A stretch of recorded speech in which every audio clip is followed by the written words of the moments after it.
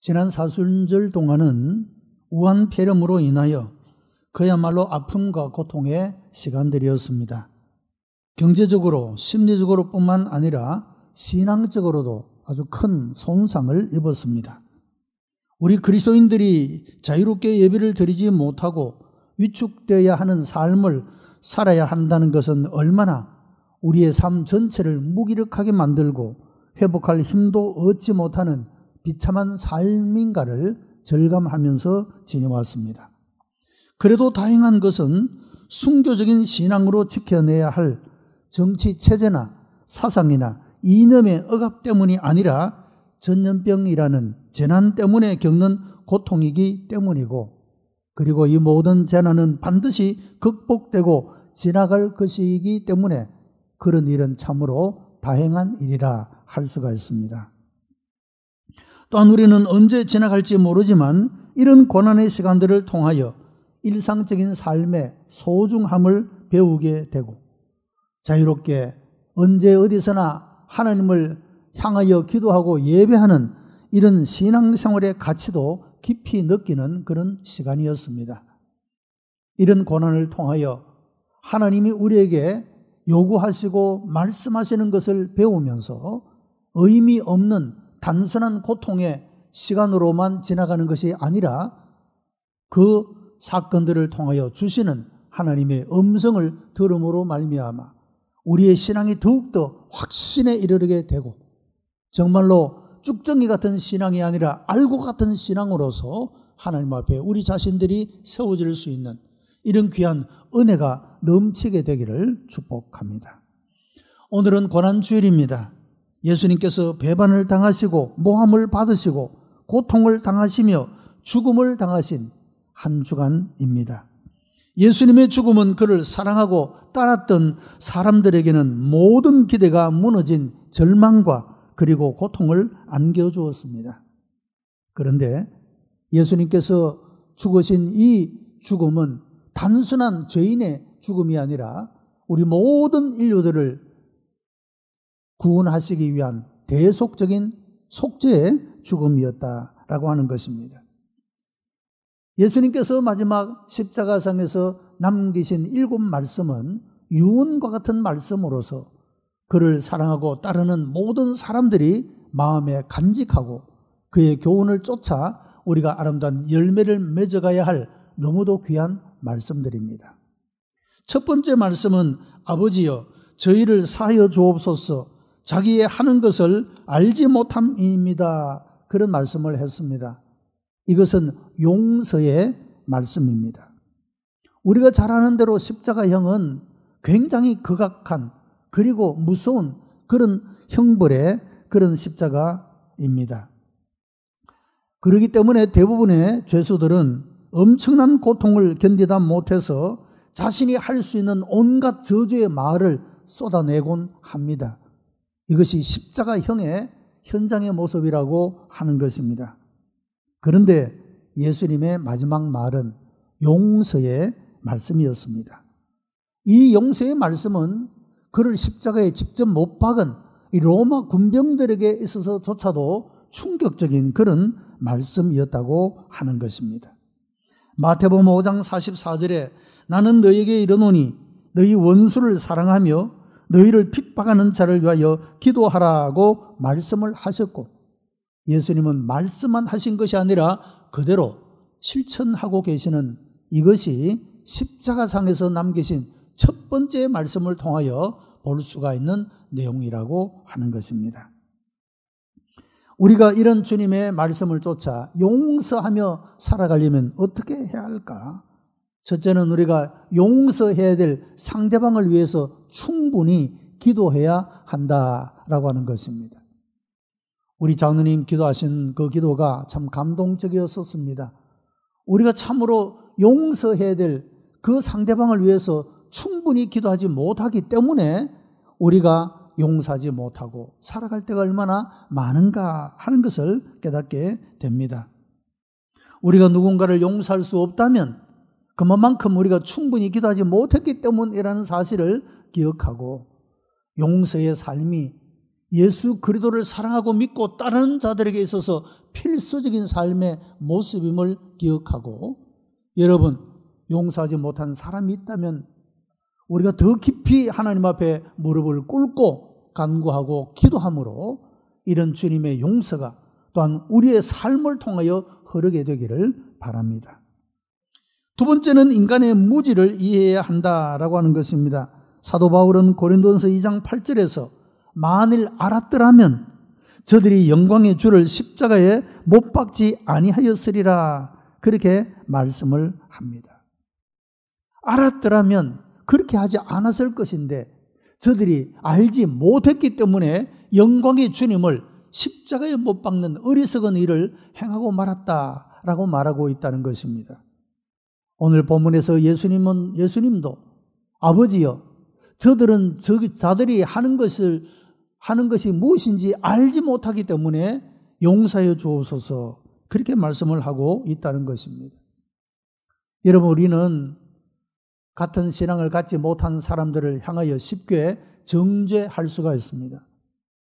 근데 우리가 좀 더 한 걸음 더 나아가 생각해 보게 되면 우리가 이런 기도를 들을 수 있지 않겠습니까? 하나님, 저들이 하나님을 알지 못하여 무신론 속에 살아가는 저들을 용서하여 주옵소서. 우리가 그렇게 기도를 드릴 수 있지 않겠습니까? 하나님, 하나님에 대한 진리를 바르게 알지 못해서 잘못된 신앙에 빠져 살아가는 사람들을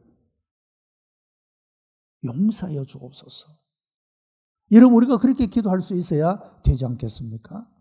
단순히 비난하고 정죄하는 것에서 한 걸음 더 나아가 우리가 주님을 사랑하고 주님을 믿고 주님을 따르는 사람이라고 한다면 주님께서 마지막 유언처럼 남기신 아버지여, 저들을 용서하여 주옵소서. 저들은 자기가 하는 것을 알지 못합니다.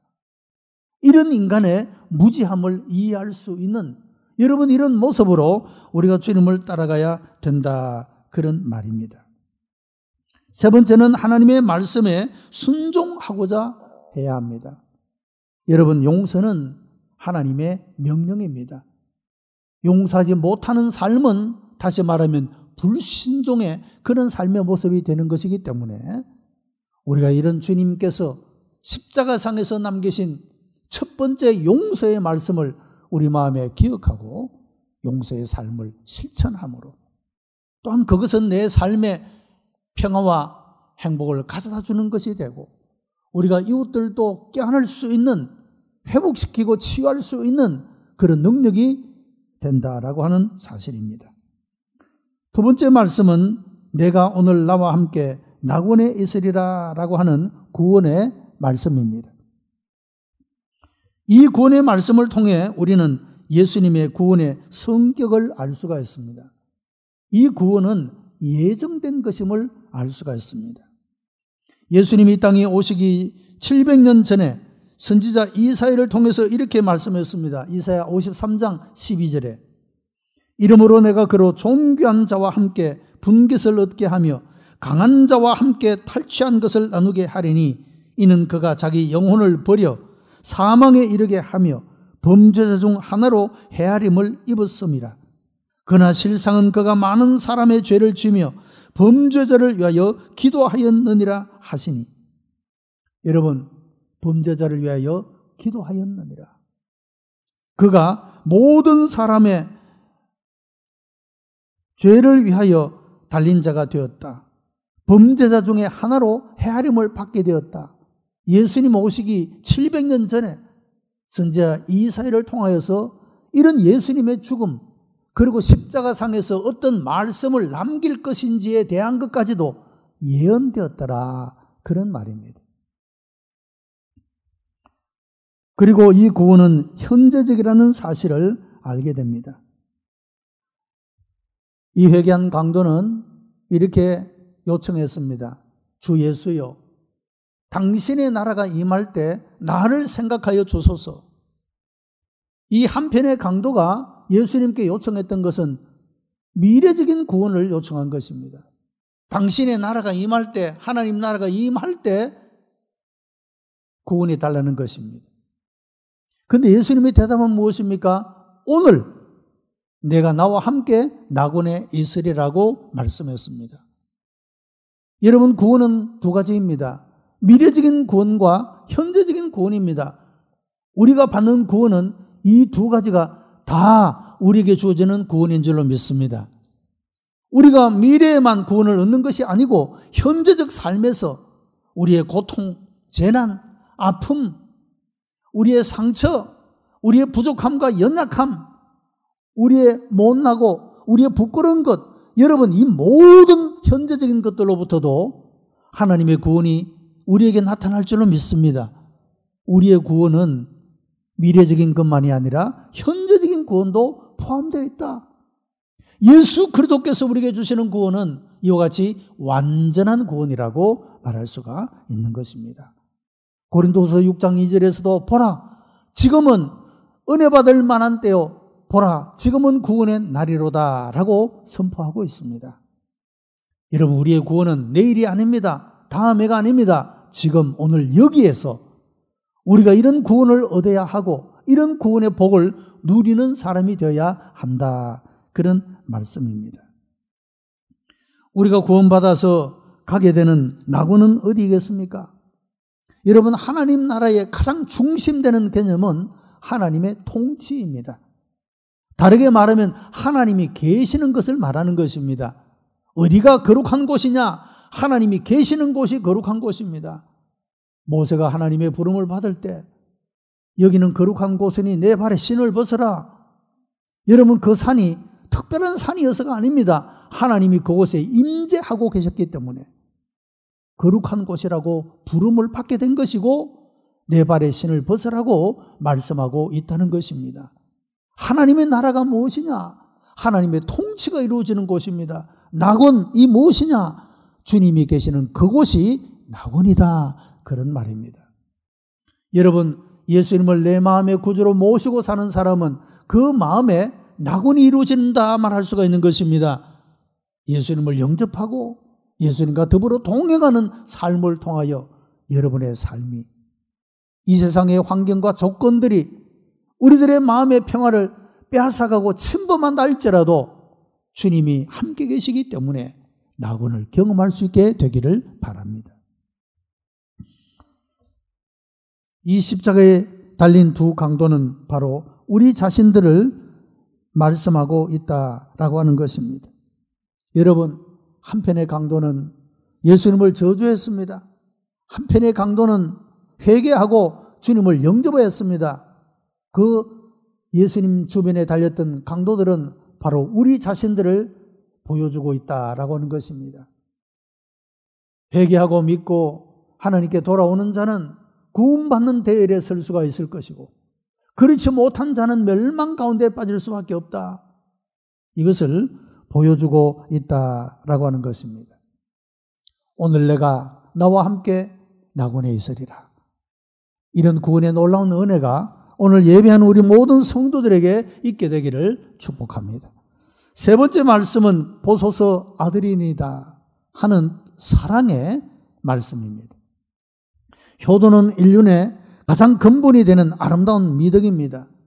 구약의 10계명에서도 1에서 4계명은 하나님과 사람 사이에 대한 계명이요, 5계명부터 10계명까지는 사람과 사람 사이의 그런 교훈을 말씀하고 있습니다.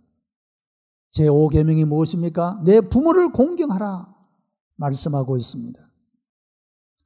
그래서 에베소서 6장 2절에서도 내 아버지와 어머니를 공경하라, 이것이 약속이 있는 첫 계명이라고 말씀하고 있는 것입니다.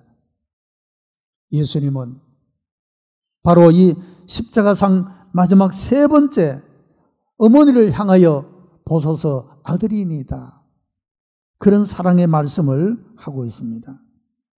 예수님의 타인에 대한 사랑과 관심을 우리가 볼 수가 있다는 사실입니다. 예수님은 다른 사람, 심지어 원수에게까지 사랑을 나타내시고 관심을 나타내신 그런 모습을 볼 수가 있습니다. 이제는 예수님은 그 관심을 육신의 어머니인 마리아에게로 돌리고 있다는 사실입니다. 그리고 그 곁에 있던 제자 요한에게 보라 내 어머니니라, 그렇게 말씀합니다. 어머니를 향하여서는 그 제자 요한에게 보소서 아들입니다라고 말하고, 그 제자 요한을 향하여서는 보라 내 어머니라고, 그렇게 어머니를 요한에게 부탁하고 있는 모습을 볼 수가 있습니다. 그리고 요한의 응답이 너무도 귀한 모습을 보게 됩니다. 성경은 이렇게 말합니다. 요한복음 19장 27절에 그때부터 그 제자가 자기 집에 모시니라. 스승인 예수님의 부탁을 듣고 요한은 그때부터 마리아를 자기 집에 모셨다. 그렇게 말씀하고 있습니다. 여러분, 요한이 이와 같이 예수님의 말씀을 듣고 그대로 순종하고 이런 사랑을 실천할 수 있었던 그 이유, 근거가 무엇이겠습니까? 첫째는 요한이 누구보다도 주님의 사랑을 먼저 받은 자였기 때문이라고 하는 것입니다. 그래서 요한은 자신이 쓴 요한 1서 4장 19절에서 우리가 사랑함은 그가 먼저 우리를 사랑하셨음이라고 그렇게 고백하고 있습니다. 여러분, 내가 누군가에게 사랑을 받을 때 나는 그를 사랑할 수 있는 사람이 되는 것 아닙니까? 요한은 그 어느 누구보다도 주님의 큰 사랑을 받은 사람이었기 때문에 이런 사랑의 실천이 가능했다 할 수가 있는 것입니다. 뿐만 아니라 요한도 주님을 사랑했기 때문이라고 하는 것입니다. 이렇게 사랑의 순환이, 선순환이 계속되게 될 때 사랑은 놀라운 능력을 발휘하게 되는 것을 볼 수가 있습니다. 여러분, 그래서 우리도 사랑의 열매를 맺고 사랑의 삶을 살아가야 합니다. 이전보다 더 가족들을 사랑하는 사람이 되어야 합니다. 이전보다 더 이웃을 사랑하는 사람이 되어야 합니다. 더 나아가 이전보다 더 하나님을 사랑하는 사람으로 살아가야 합니다. 이런 사랑의 선순환은 사랑의 놀라운 능력을 나타내고 사랑 속에 있는 하나님의 놀라운 은혜가 우리의 삶을 다스리게 될 것이기 때문입니다. 네 번째 말씀은 엘리 엘리 라마 사박다니, 번역하면 나의 하나님 어찌하여 나를 버리셨나이까 라고 하는 고독의 말씀입니다. 토마스 울프라고 하는 사람은 그리스도의 삶의 중심되는 목적은 이 땅에 사는 사람들의 고독한 삶을 치유하여 사랑의 삶을 살게 하는 것이라고 말했습니다. 그런데 역설적인 것은 예수님의 삶 자체가 너무도 고독한 삶이었다는 것입니다. 누가복음 9장 58절에는 여우도 굴이 있고 공중에 새도 집이 있으되 오직 인자는 머리 둘 곳이 없도다라고 말씀했습니다. 예수님의 삶이 얼마나 고독했는가. 여러분, 사람들이 그렇지 않습니까?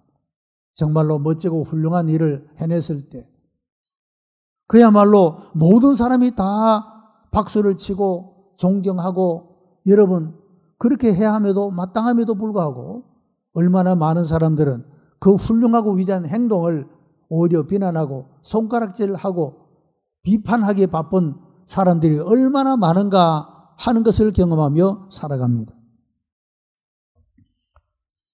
예수님의 생애는 마지막을 향해 갈수록 더욱더 고독해진 그런 모습을 볼 수가 있습니다. 우리 사람들의 삶도 그렇지 않습니까? 나이가 자꾸 많아질수록 점점 더 고독해진다. 친구도 하나 둘씩 떠나가게 되고, 내가 가진 것들이 적고 약하기 때문에 사람들에게 별로 주목도 받지 못하고 고독을 느끼며 살아갈 수밖에 없는 것이 그런 인간의 모습이라 할 수가 있습니다. 예수님의 삶도 비록 그의 나이가 33세에 불과했지만 마지막을 향해 갈수록 점점 더 고독한 삶을 살아갔던 모습을 보게 됩니다. 제자들도 떠나갔습니다. 내가 죽을지언정 주를 버리지 않겠습니다라고 장담했던 제자도 떠나버리고 말았습니다. 그의 삶이 얼마나 고독했겠습니까? 뿐만 아니라 이 마지막 십자가상에서 온 인류의 죄를 배속하여 짊어진 죄인으로 십자가에 달렸을 때 하나님도 그를 향하여 고개를 돌려버리고 맙니다. 하나님에게서조차도 버림을 받았다, 그런 말입니다.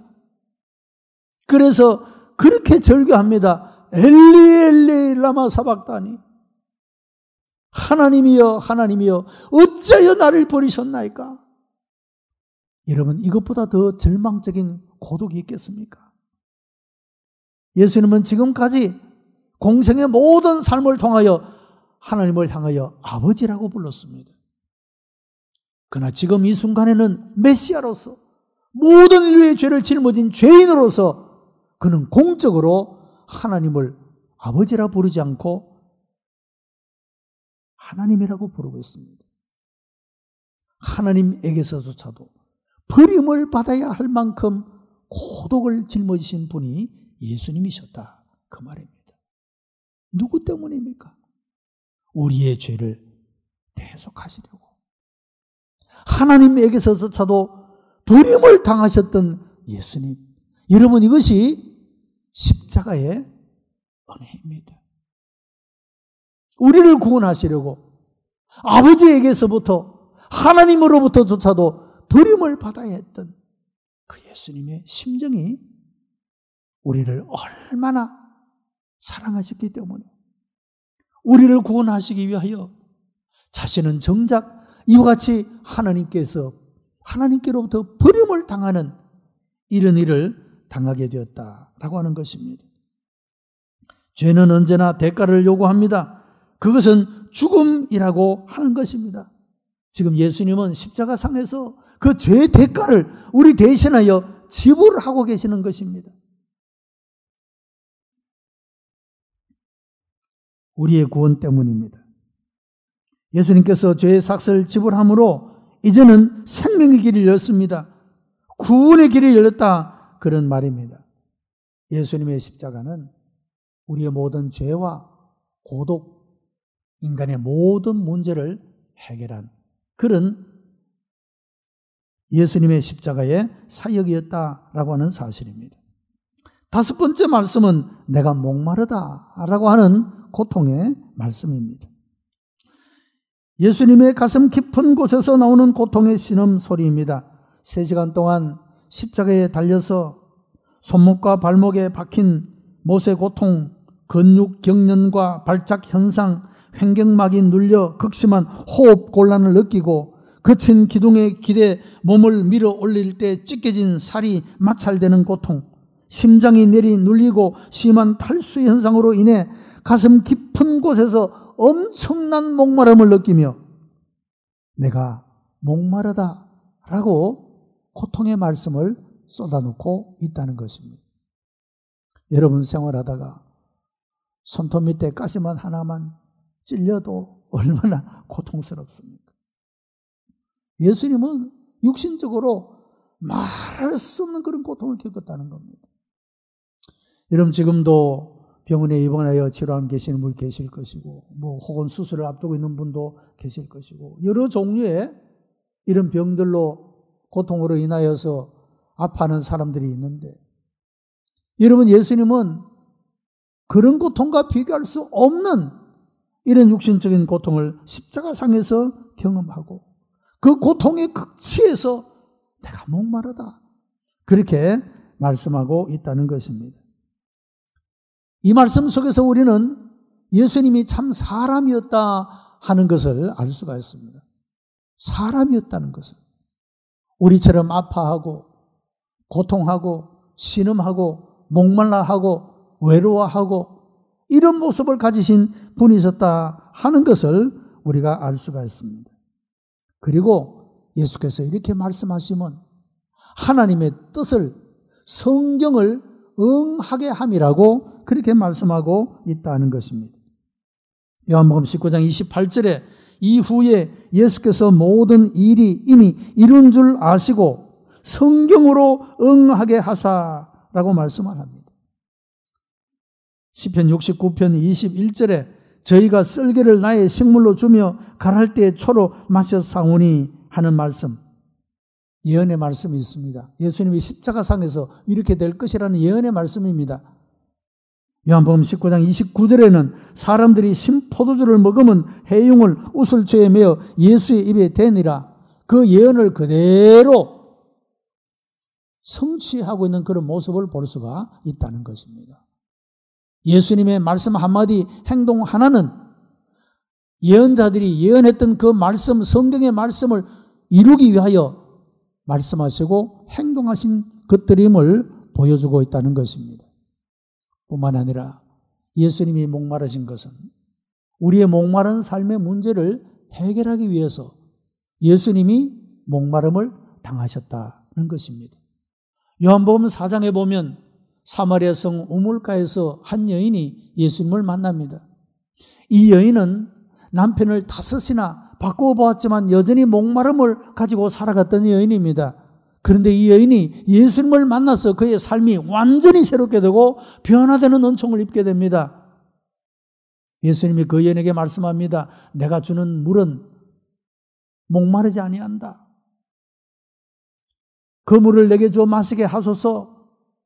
여인이 간청하게 되고 예수님이 바로 내가 길이요 진리요 생명이라고 말씀하신 대로 이 여인이 예수님이 누구신가를 알게 될 때 그 속에서 샘솟다는 생명수와 같은 것을 경험하게 되었고 그의 삶은 완전히 새롭게 되고 변화가 되어 이제는 다시는 목마르지 않을 영원한 생수를 얻게 되는 은혜를 입은 모습을 보게 됩니다. 예수님이 왜 목마름을 경험했을까? 이 세상에서 목마름 속에서 살아가는 우리들의 문제를 해결하기 위하여 주님이 친히 목마름의 고통을 경험하셨다. 그런 말씀입니다. 목마른 자들아 다 내게로 오라. 수고롭고 무거운 짐진 자들아 다 내게로 오라. 내가 너희를 쉬게 하겠다. 내가 생명수의 샘물을 내게 주겠다고 주님은 말씀하고 있습니다. 이런 은혜가 예배하는 우리 모두에게 있게 되기를 축복합니다. 6번째 말씀은 다 이루었다라고 하는 말씀입니다.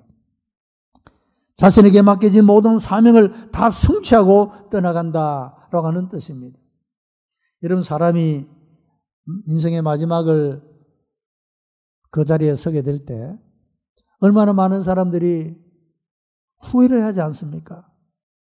내가 그럴 걸, 이렇게 할 걸. 여러분 그런 후회를 남기며 살아가는데 예수님은 다 이루었다. 얼마나 멋진 말입니까? 한 인생을 얼마나 멋지게 살은 결과의 말씀이냐 하는 것이죠. 무엇을 이루었다는 것이냐? 예언을 다 성취했다 그런 말입니다. 여러분 예수님의 모든 생애 탄생으로부터 죽음에 이르기까지 그의 모든 생애는 성경이 예언하고 있습니다. 그리고 예수님의 생애는 탄생부터 죽음까지 이 모든 것들이 그 성경의 예언을 성취하는 삶을 살았던 모습을 보게 됩니다. 말씀하신 것도 행하신 것도 내가 아버지의 뜻을 행하려 왔다. 아버지의 기뻐하시는 일을 행하기 위해서 왔다라고 말씀하시면서 그렇게 사신 모습을 볼 수가 있다는 것입니다. 또한 율법을 성취하러 왔습니다. 주님은 율법을 폐하러 온 것이 아니라 완전케 하기 위해서 오셨다고 말씀하고 있습니다. 예수님께서 십자가에서 인류를 대신하여 그 저주를 대신 받으심으로 우리를 죄에서 속량하셨습니다. 여러분 율법은 죄를 범한 자를 죽이는 것이 율법의 목적이라 할 수 있습니다. 우리 모두가 다 율법을 범했고 죽음의 존재입니다. 그러나 주께서 우리를 이 모든 율법의 저주로부터 우리를 속량했다 말씀합니다. 이 속량했다는 말의 헬라어는 테텔레스타이라는 말입니다.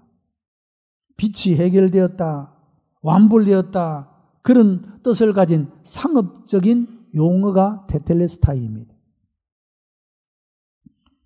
예수님은 우리의 죄의 대가인 저주를 대신 받으시고 십자가에서 고난을 당하셨습니다. 그리고 이 고난이 완료된 바로 그 순간 우리의 구원이 완성되었다 그런 말입니다. 더 보탤 것이 없다 그런 말입니다. 여러분, 이단이나 사이비에서는 자꾸 보태려고 합니다. 14만 4천에 들어가기 위해서 내가 뭔가 다른 사람을 전도해야 하고 뭘 해야 한다. 우리의 구원을 위해서 무언가를 보태야 한다라고 주장을 합니다. 나중에는 본말이 전도가 되어 우리의 구원을 위한 예수 그리스도의 모든 십자가의 사역은 다 어디로 가버리고 내가 하나님을 향하여 행하는 어떤 공로만이 남는 그런 결과를 나타내는 모습을 보게 됩니다.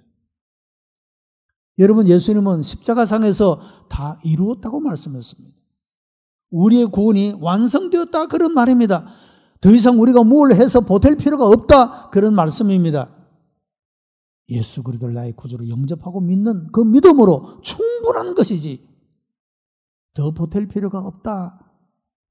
그런 의미에서 다 이뤘다라고 말씀하고 있다는 것입니다. 여러분, 주께서 우리의 구원을 위하여 온전하게 이루신 이 은혜를 감사하고 찬양할 수 있게 되기를 바랍니다. 마지막 7번째는 내 영혼을 아버지 손에 부탁하나이다 라고 하는 의탁의 말씀입니다.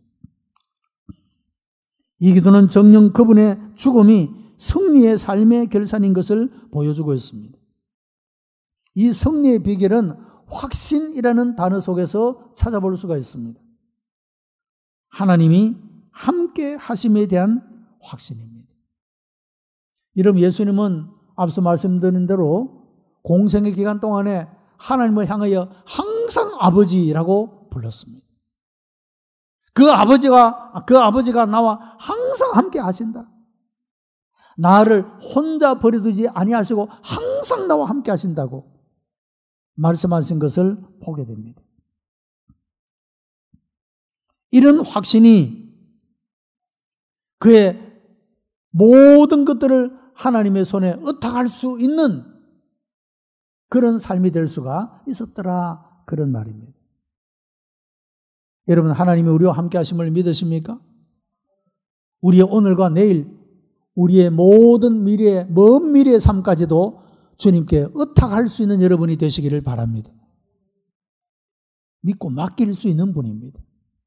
우리의 오늘도, 우리의 내일도, 죽음 이후의 그 세계도 믿고 맡길 수 있는 분은 오직 하나님 한 분밖에는 없습니다. 그런 확신을 가졌다 그 말씀이죠. 우리가 교회에 출석하더라도 누구나 하나님을 아버지라고 부를 수는 없습니다. 하나님의 자녀된 확신이 있는 자만이 하나님을 아버지라 부를 수가 있는 것입니다. 여러분이 하나님을 아버지라고 부를 수 있게 되기를 바랍니다. 이런 확신 속에서 그는 그의 삶을 아버지 손에 부탁할 수가 있었다는 것입니다. 또한 하나님의 약속에 대한 확신입니다. 예수님은 그의 공생애 동안 늘 말씀을 붙잡고 살았습니다. 하나님의 보호와 인도하심을 확신하고 시편 31편 5절의 말씀을 인용합니다. 내가 나의 영을 주의 손에 부탁하나이다. 시편 31편 5절의 말씀을 붙잡고 이 인생의 마지막 죽음의 그 마지막 순간에 마지막으로 남기신 말씀이 내 아버지여 내 영혼을 아버지 손에 부탁하나이다. 그 하나님의 말씀이 내 마음속에 있었기 때문에 마지막 말씀을 그 말씀으로 마무리할 수가 있었다. 그 말씀입니다. 여러분, 그래서 우리가 하나님의 말씀을 내가 암송하고 이 말씀을 내 마음에 새기는 것은 참 중요합니다. 나의 삶의 어떤 상황에서도 그 하나님의 말씀을 붙잡는다는 것은 내가 암송하고 기억하고 있는 그 말씀을 붙잡고 그 말씀대로 행하는 삶을 살아갈 수 있는 능력이 가능하기 때문에 중요하다라고 말할 수가 있습니다. 이런 얼마나 많은 사람들이 인생의 마지막 순간에 그 고통스럽고 공포가 있고 불안이 있고 걱정이 있는 그 인생의 마지막 순간에 하나님의 말씀을 붙잡고 그 영혼을 편안히 하나님의 손에 의탁하고 그 마음이 편안하게 그것이 얼굴에 드러나고 그 마지막 그 모습에서 드러날 만큼이나 하나님의 말씀에 약속해 주는 그 평안함이 그 모든 공포를, 그 모든 불안과 염려를 이겨내고 살아가는 그 모습들을 얼마든지 볼 수가 있다고 하는 것입니다.